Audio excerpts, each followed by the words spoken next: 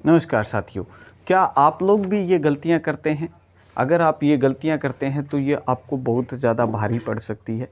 ये गलतियाँ आपको फ़ेल तक करवा सकती हैं। एग्ज़ाम हॉल में जाने से पहले इन बातों को अगर आप जान लेंगे तो आपका पेपर बहुत अच्छा जाने वाला है। तो जानते हैं सबसे पहले कि कौन-कौन सी गलतियाँ हैं जो बच्चे अक्सर करते हैं। देखिए, सबसे पहली और बारीक गलती होती है आपकी एडमिट कार्ड की। अगर आप एग्ज़ाम हॉल में बिना एडमिट कार्ड के पहुँचे तो ये आपकी गलती है। एडमिट कार्ड के साथ-साथ दोस्तों आजकल सरकार ने आधार कार्ड कंपल्सरी कर दिया है, ठीक है? आधार कार्ड आप साथ लेके जाइए। और यहाँ पे भी एक चिंता की बात होती है कि आधार कार्ड और जो आपका एडमिट कार्ड है, दोनों में नेम सेम होना चाहिए, दोनों में जो नाम है वो क्या होना चाहिए, सेम होना चाहिए, सही होना चाहिए। एक और गाइडलाइन है कि आधार कार्ड में आपकी फ़ोटो अपडेट हो जानी चाहिए। अभी फ़ोटो को आप अपडेट करवा लेंगे तो बेहतर रहेगा, आपको परीक्षा के समय में, एग्ज़ाम के टाइम में कोई तंग नहीं करेगा। ये थी पहली गलती। दूसरा कि एडमिट कार्ड आप साथ में ज़रूर लेके जाएं, किसी भी हालत में ना भूलें, ठीक है। दूसरा, अगर आप कोई स्कूल में पढ़ते हैं, ठीक है, तो उस स्कूल की ड्रेस पहन के ज़रूर जाएं, ठीक है।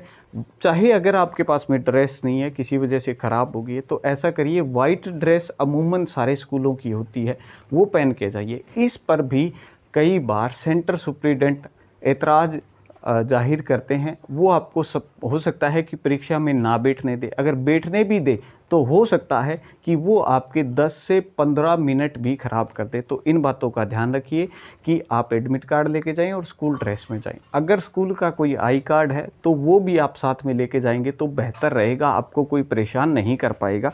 और फिर उसके बाद में क्या है कि आप है ना, उसमें ज़्यादा एक राय मेरी ये मानी जाती है कि आप अगर थोड़ा-सा सिंपल बन के जाएँगे तो ज़्यादा बेटर है। कई बार क्या होता है कि बच्चे जो ये गलतियाँ करते हैं कि मतलब हेयर कट वग़ैरह या कुछ भी फैशनेबल चीज़ें जो करवा लेते हैं, वो उनके लिए नुकसानदायक होती है। सर, हमारे बालों से हमारे एग्ज़ाम का क्या कनेक्शन है? तो वो बात भी समझ लो। देखो भाई, बात ये है कि आप जब एग्ज़ाम में पहुँचोगे तो वहाँ पे ऑब्वियस सी बात है कि फ्लाइंग यानी उड़न दस्ता भी आएगा, आपको चेक करने के लिए कि परीक्षा सही ढंग से चल रही है कि नहीं चल रही है। अगर फ्लाइंग वाला पहुंचता है और आपकी वेशभूषा या आपका स्टाइल थोड़ा-सा भी उन्हें अजीब लगेगा, तो वो सेलेक्ट करके एक क्लास में, मान लीजिए 20 बच्चे बैठे हुए हैं, तो वो 20 में से किसी एक को खड़ा करेंगे और आपका नंबर आ सकता है वहाँ पे। किस आधार पे आएगा वो नंबर? इस आधार पे आएगा कि आपने आपका फैशन स्टाइल थोड़ा-सा अलग है बाकी बच्चों से, जिसकी वजह से उनको शक हो जाएगा कि ये बच्चा पढ़ने वाला नहीं है। और पढ़ने वाला नहीं है तो इसके पास कुछ संदिग्ध चीज़ें मिल सकती है, जैसे कि कोई पर्ची आपने लिख रखी है, कोई चिट बना रखी है, और यानी नकल जैसी कोई भी चीज़ आपके पास में हो सकती है, तो वो आपको ज़रूर चेक करेंगे। इससे होगा क्या? होगा ये कि आपके 5 या 10 मिनट वो ख़राब कर सकते हैं आपको चेकिंग के दौरान। आपको चेक करेंगे, जूते निकलवाएँगे, हो सकता है कि आपसे शर्ट तक निकलवा के चेक वो करें, तो वो उनका हक होता है। तो इस चीज़ से आप बचें, इस चीज़ से बचें। आप मेरी भावनाओं को समझ रहे होंगे, मेरे को कोई दिक्कत नहीं है, आप अपनी जेन्युइन लाइफ में जैसा मर्जी फैशन करते हो कर लीजिए, कोई दिक्कत नहीं है। लेकिन एग्ज़ाम टाइम में अगर आप थोड़ा सिंपल रहेंगे तो मेरे हिसाब से ये आपके लिए ज़्यादा ज़रूरी है। और इसके बाद में जो आपसे एक और है कि देखो यार, जितनी भी तैयारी आपने की है, किसी भी प्रकार की पर्ची, चिट, स्लिप, नकल, ये फार्मूले भी लिख के ना लेके जाएं। कई बार बच्चे गलती ये कर देते हैं कि आप लोग नकल ले जाने के चक्कर में, जैसे कई बार बच्चे कहते हैं भी जी सर फार्मूले ले जाते हैं, कुछ एक इम्पोर्टेंट साल हैं सर, ये लिख के ले जाते हैं, डेट है, जैसे कभी परिचय में आपको पता है भी 2-3 कब जन्म हुआ कब मरा, वो लिख ले जाएंगे तो भी आप, ऐसा बच्चे ज़्यादातर गलतियाँ करते हैं। वो मैंने बहुत नज़दीक से देखी है वो गलतियाँ, और बहुत ज़्यादा भारी पड़ता है, क्योंकि आप वो पर्ची अगर पकड़ी जाती है तो मान के चलिए आप उस पेपर में फेल तो है ही है, साथ में आपके ऊपर FIR तक भी हो सकती है। तो क्यों अपने जीवन को जोखिम पे डालते हो? 2 या 4 नंबर बढ़ाने के चक्कर में इस प्रकार की गलतियां कभी भी ना करें। फिर उसके बाद में कुछ एक बच्चे क्या करते हैं कि जब वो पेपर अच्छा नहीं कर पाते हैं तो वो क्या करते हैं कि एग्ज़ाम सीट में नोट डाल देते हैं, कोई 100 का डाल दिया, 200 का डाल दिया, चाहे 500 का डाल दें। उनको लगता है कि जो एग्ज़ामिनर पेपर चेक कर रहा है वो आपको क्या कर देगा, पास कर देगा। हाँ सुनो, एग्जामिनर को एक पेपर चेक करने के 10 से 15 रुपए के बीच में मिलते हैं, ये बात सच्ची है, लेकिन आपके 500 रुपये के नोट के लिए वो पास नहीं करेगा आपको। उससे विपरीत अवस्था ये हो सकती है, ख़राब परिस्थिति आपके लिए ये हो सकती है कि एग्जामिनर को इस बात पे गुस्सा आ जाए कि आपने उसको बिकाऊ समझा है, आपने उसको ख़रीदने की कोशिश की है और वो आपको फेल कर दे, आपसे बदला भी ले सकता है। यानी कि इसके विपरीत परिणाम ज़्यादा हैं और अनुकूल परिणाम कम है, तो आप ऐसी अवस्थाओं से भी बचेंगे।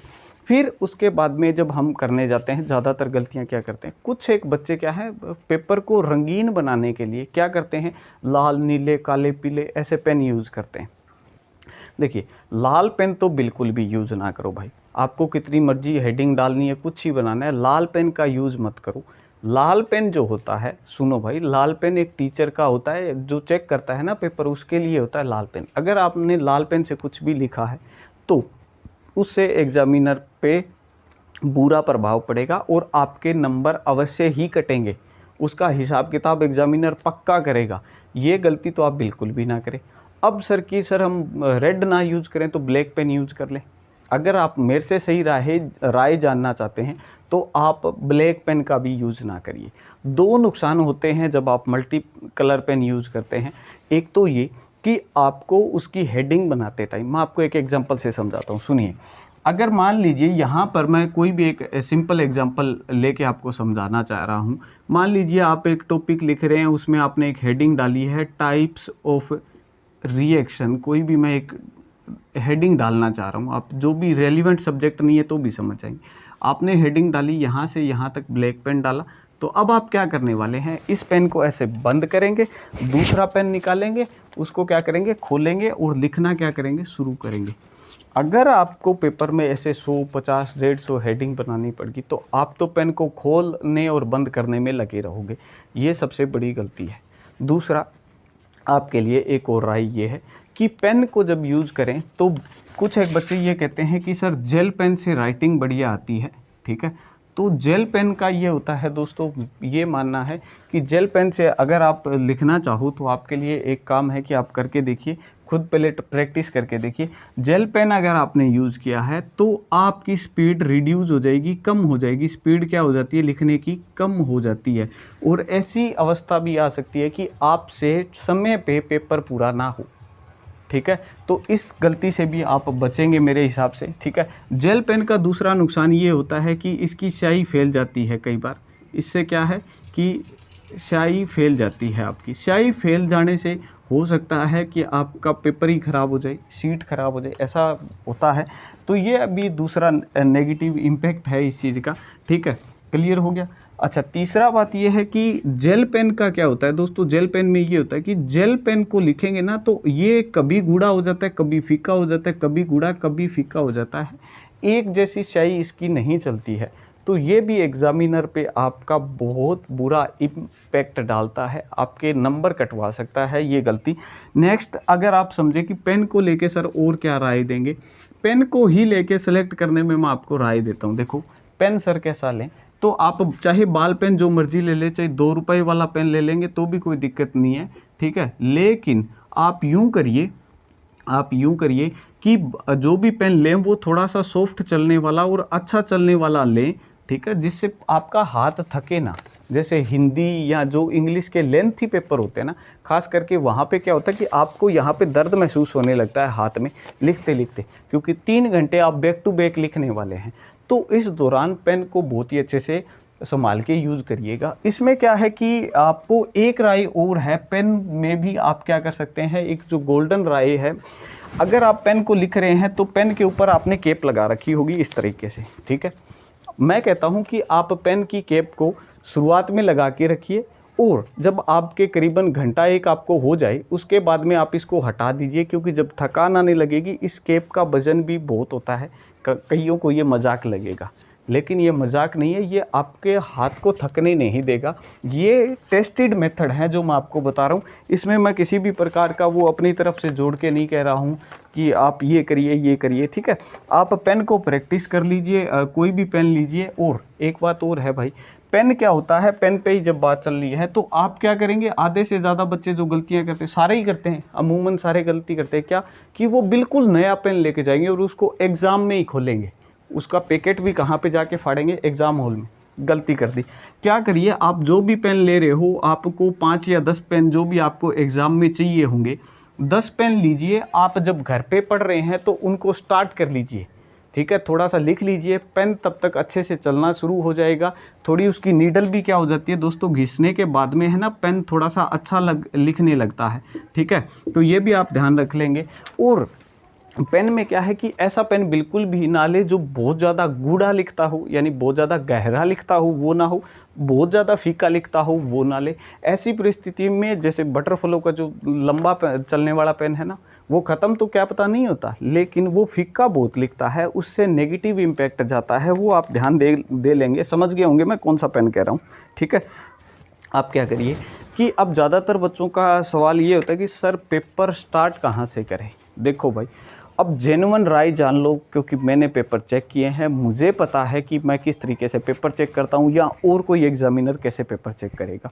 तो पेपर चेक करने का स्टाइल ये होता है कि सबसे पहले आप अच्छे क्वेश्चन करिए, जो आपको बहुत अच्छे तरीके से आते हैं उनको आप बहुत ही इत्मीनान के साथ करिए, यानी तब तक जब तक एग्जामिनर आपका पेपर पढ़े, ठीक है। एग्जामिनर सारा पेपर नहीं पढ़ पाता है, कभी भी ध्यान रखो, सारा paper examiner line to line नहीं पढ़ता है भाई, इतना टाइम नहीं होता एग्जामिनर के पास पेपर पढ़ने के लिए। वो आपके कुछ एक शुरुआत के पर्सन या जहाँ कहीं पे भी उसकी पेन रुक गया, उसको पढ़ते पढ़ते ना वो वहाँ चेक करने लगेगा। तो ये आप गलती ना करें कि आप जो सबसे पहले नंबर वाइज, कुछ एक बच्चों को मन में ये भ्रम होता है कि वो अगर पेपर को सीरियल वाइज करेंगे तो वो सही कर देंगे। भाई गलत करने वाले हो। अब देखो, अगर आपके एमसीक्यू या शॉर्ट क्वेश्चन है उनको लास्ट में लिखना है। कुछ एक बच्चे क्या करेंगे, सीट लेंगे और यहाँ पे मान लो पहले मेरे 1 से लेके 20 तक क्वेश्चन है ना, उनके यहाँ पे नंबर डाल दिए, क्वेश्चन 1, क्वेश्चन 2, क्वेश्चन 3, और इनका आंसर यहाँ पे फिल इन द ब्लैंक है, या मान लो एमसीक्यू है तो इनको यहाँ पे फिल करने के लिए जगह छोड़ देंगे। उनको करेंगे वो लास्ट में, लेकिन उसकी जगह यहीं छोड़ देंगे। वो गलती कर रहे हैं आप। हो सकता है कि क्या होगा, इससे नुकसान क्या होता है कि जब आप इसको यहाँ कर रहे हैं, मान लीजिए आपके यहाँ पे 3 या 4 क्वेश्चन गलत हो गए, 3 या 4 क्वेश्चन जैसे ही आपके गलत हुए, एग्जामिनर को क्या लगेगा, इस बच्चे का वो पोटेंशियल नहीं है जो एक इंटेलिजेंट बच्चे का होता है। उसके माइंड में ये चला जाएगा कि ये कोई इंटेलिजेंट बच्चे का पेपर नहीं है, और वो आपके हर एक क्वेश्चन में आगे आने वालों में नंबर काटता जाएगा। तो ऐसी गलती ना करिएगा। पहले जो बहुत अच्छे से क्वेश्चन आपको आते हैं, बिल्कुल याद हैं अच्छे से, उनको करिएगा, कोई दिक्कत की बात नहीं है। फिर उसमें इसके बाद में हार्ड क्वेश्चन कभी भी मत करिए। उसके बाद में लास्ट तक चलते चलते आप क्या करते जाइए, क्वेश्चंस को करते जाइए, ठीक है। और क्वेश्चन में करते टाइम आपके लिए एक राय और है। अब जानिए कि सारे क्वेश्चन सर हमें पेपर में आते तो नहीं है, तो उस समय हम क्या करें। उस समय आप ये करिए कि जो सारे क्वेश्चन है ना, जितने आते पहले, जितने अच्छे से अच्छे पहले ऑर्डर में आप करेंगे। जो सबसे अच्छा आता है वो सबसे पहले, फिर थोड़ा कम थोड़ा कम थोड़ा कम, ऐसे चलते जाइए। फिर जो नहीं आते हैं उनका क्या करना है, उनके लिए आप ये करिए कि आप उनके बारे में जितना जानते हैं लिखिए। ये सबसे ज़्यादा ज़रूरी चीज़ है। आप जितना उसमें लिखेंगे, मान लीजिए कोई 2 नंबर का क्वेश्चन है, आपने उसके बारे में अगर कुछ लिखा तो आपको कुछ नंबर मिल जाएंगे, 1 भी मिल सकता है, 1.5 भी मिल सकता है। लेकिन आपने उसको छोड़ दिया तो गलत हो जाएगा। कुछ एक बच्चे ज़्यादातर गलतियां जो करते हैं वो क्या, कि वो कुछ एक अपनी मर्ज़ी से या अपनी मर्ज़ी तरफ से लिखने की कोशिश कर देते हैं, ठीक है। कोई भी चीज़ है, वो क्वेश्चन चाहे पेपर में आया हो ना आया हो, उसको भरने की कोशिश करते हैं वहाँ पे। वो ना करिए। जिस टॉपिक के बारे में आपसे पूछा है उसी के बारे में बताइए। एग्जाम्पल से समझाता हूँ। अगर मैंने आपसे पूछा है कि धरती कैसे घूमती है, तो धरती के बारे में ही बताइए आप। वहाँ पे ये मत बताइए हमें कि सर ये है ना स्कोडा कार ऐसे घूमती है, एल्टो ऐसे घूमती है, ठीक है। वो नहीं समझाना है वहाँ पे। देखिए आप वहाँ पे जो धरती के बारे में पूछा है तो धरती के बारे में ही समझाइए। आप धरती के बारे में कुछ भी लिख सकते हैं, लेकिन आप कार के बारे में वहाँ लिखोगे तो वो गलत हो जाएगा। ये चीज़ आप समझ गए होंगे। और कोई भी प्रश्न आपने खाली नहीं छोड़ना है, ठीक है। ये आपके लिए थी अलग राय, ठीक है। उसके बाद में रोल नंबर, जो सबसे इससे भी बड़ी बात ये थी कि पेपर में क्या है कि आप लोग रोल नंबर भी गलत भर देते हैं। ज़्यादातर बच्चे यही गलती करते हैं कि क्या करते हैं कि जब रोल नंबर भरने की बारी आती है ना, तो यहाँ पे जैसे ही रोल नंबर का कॉलम बना हुआ है, ठीक है, रोल नंबर का जो कॉलम बना हुआ है इसमें वो हड़बड़ाहट से क्या करेंगे, कुछ गलत भर देंगे और डर के मारे वो टीचर को बताएंगे नहीं कि उन्होंने गलत कर दिया, या उनको खुद को भी पता नहीं होगा कि उन्होंने रोल नंबर गलत कर दिया है। ये भी एक बहुत बड़ी गलती है, ये तो सीधा फेल करवाती है। ये गलती वो है जो आपको क्या करती है, फेल करवाती है। तो इससे बचो। फिर आपको क्या है कि जो भी पेपर होगा उसका आपके पास में कोई भी कोड आएगा, ABCD जो भी कोड आएगा वो कोड भी आपने भरना होता है। क्वेश्चन पेपर का कोड भरना होता है। तो क्वेश्चन पेपर का कोड भी बहुत ध्यान से भरिए। ऐसा ना हो कि आपने आंसर तो दिए हैं D कोड के और आपने वहाँ लिख कौन सा दिया है, C दिया है, तो वो आपका क्या हो जाएगा, गलत हो जाएगा। तो इस चीज़ पे आप क्या करेंगे, ध्यान देंगे। ठीक है। रोल नंबर भरने का स्टाइल भी आप देख लीजिएगा। रोल नंबर भरने का तरीका क्या है आपका, कि मान लीजिए आपका एक 10 डिजिट का रोल नंबर है दोस्तों, आपने भर दिया। मैं अपनी मर्ज़ी से एक रोल नंबर बनाने के लिखने की कोशिश कर रहा हूँ। देखिए 7 6 2 1 12 ठीक है 0 ये लिख दिया। तो इस रोल नंबर को सर हम कैसे लिखें? आधे से ज़्यादा बच्चे क्या करने वाले हैं, इसको ऐसे रटने लगेंगे। भाई रोल नंबर की सीरीज़ क्या है, ऐसे 76 लाख या 76 करोड़ 7 करोड़ इतना अरब खरब ऐसे नहीं लिखना है। रोल नंबर कैसे लिखना है, देखो रोल नंबर लिखने के लिए ये यहाँ पे क्या है, ये डिजिट में लिखना है तो कोई गलती ही नहीं होगी। अब जब इसको किस में लिखना पड़े, आपको वर्ड्स में लिखना पड़े, तो वर्ड में आप इसको कैसे लिखेंगे, जब आपने लाइन लिखी होगी। ये पहला नाम क्या है भी, 7 है, तो यहाँ लिख दीजिए आप 7। इसके बाद में ये क्या है आपका 6 है, तो इसको लिख दीजिए 6। ये क्या है आपका 2, तो इसको 2 लिख दीजिए। फिर क्या है आपका 1, तो 1 लिख दीजिए। ये फिर क्या आया है 1, तो ये 1 लिख दीजिए। ये क्या आया है आपका 2 आया है, तो 2 लिख दीजिए। 0 आया है तो क्या लिख दीजिए, सॉरी 0 नहीं ZERO, 0 की क्या लिखिए वहाँ पे स्पेलिंग लिखिए। ये रहा दोस्तों आपके कुछ एक सवालों के जवाब जो मुझे लगता था कि आपको देना ज़रूरी है। इनके बगैर आप पेपर में फेल तक हो सकते हो। होने वाली गलतियाँ ये थी, इनसे बच के चलिए। आपको कौन सी बात पता नहीं थी वो आप मुझे कमेंट करके बताएंगे कि सर मुझे ये बात पता नहीं थी। वीडियो को लाइक और शेयर करना तो आपका फ़र्ज़ बनता है, इतनी मेहनत आप लोगों के लिए कर रहे हैं। बाकी वीडियोस के लिए आप हमें सब्सक्राइब कर लें। मिलते हैं दोस्तों नई वीडियो में। जय हिंद, जय भारत, जय जवान, जय किसान।